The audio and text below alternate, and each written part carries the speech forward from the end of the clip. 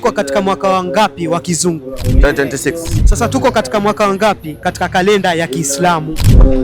Msiba mkubwa sana.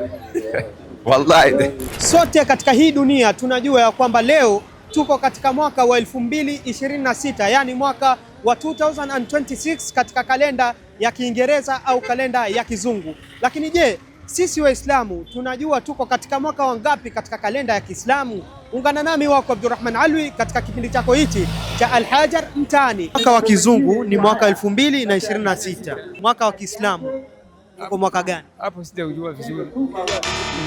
Mwaka wa kawaida tuko mwaka gani? 2026. 2026. Yeah. Na mwaka wa Kiislamu tuko mwaka gani? Swali ngumu. Yeah. Mwaka wa Kiislamu tuko mwaka gani? Mwaka wa Kiislamu ni mwaka 1000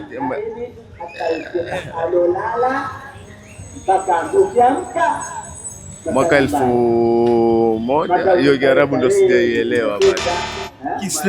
Kiislamu ndo siji, kalenda yake bado sijaisoma vizuri.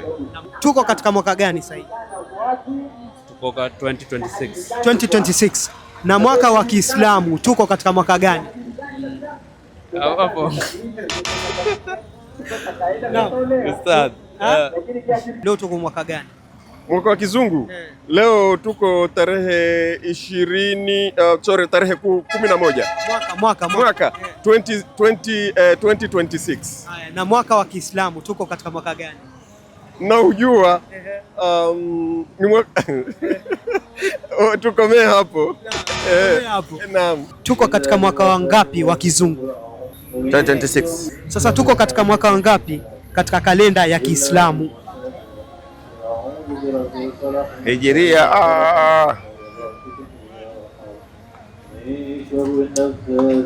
Msiba mkubwa sana. Wallahi.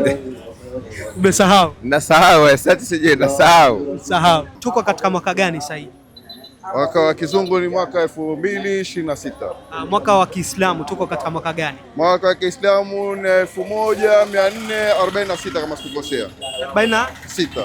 Umekosa mzee wangu. 40 ngapi? 47. 47. Basi. Lakini umejaribu. Sababu umenibana. Mwaka huu ni mwaka gani? Mwaka wa Hijria. 1447 years. Katika mwaka wa Kiislamu tuko katika mwaka wa 1447, na kama tunavyojua katika mwaka wa Kiislamu kuna siku 354 hadi siku 355, na vile vile tukumbuke ya kwamba kila mtu katika sisi Waislamu tunapaswa kujua ni siku gani katika kalenda ya Kiislamu tuliozaliwa. Mimi nilizaliwa Safar tarehe 23 mwaka wa 1424. Lakini je, wewe Muislamu mwenzangu, unafahamu ulizaliwa siku gani? Kaa chini upige calculation yako upate kujua ni mwaka gani uliozaliwa katika kalenda ya Kiislamu. Baadhi ya Waislamu walipata katika kipindi chako hichi cha Al-Hajar Mtaani, wengine walikosa, lakini kikubwa ya kipindi chako hichi cha Al-Hajar Mtaani ni kuja kuelimishana na kufunzana. Nimekuwa wako Abdurrahman Alwi, na nyuma ya kamera alikuwa ni ndugu yangu Kea. Tukutane wiki ijayo insha Allah.